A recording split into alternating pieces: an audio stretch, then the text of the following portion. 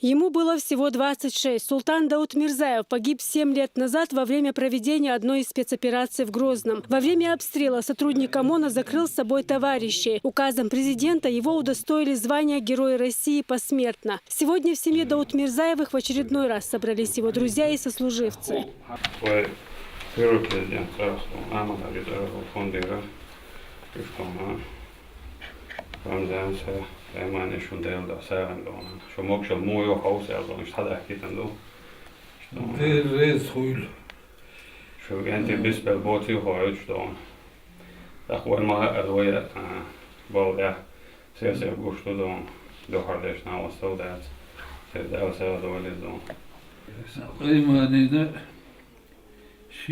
Бери гуцагуш мокш порт ягрлойн. И дерес рандан дигне гулки хашу. Родители рассказывают, что несмотря на то, что свою жизнь сын посвятил военному делу, в семье парень всегда был мягким. Бойцы ОМОНа – частые гости у Даутмирзаевых. В подразделении особенное братское содружество. Погибших сослуживцев здесь вспоминают не только по важным датам.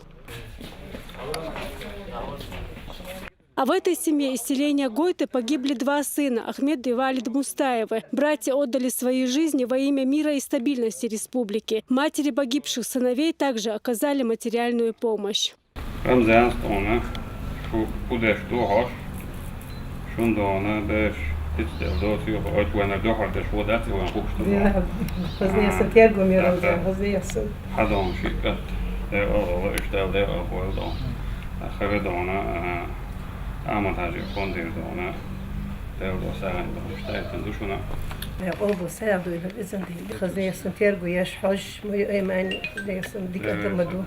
В честь Дня полиции в подразделении собрались и другие родственники погибших сотрудников. Командир ОМОНа еще раз выразил им соболезнования и вручил конверты с деньгами от регионального общественного фонда.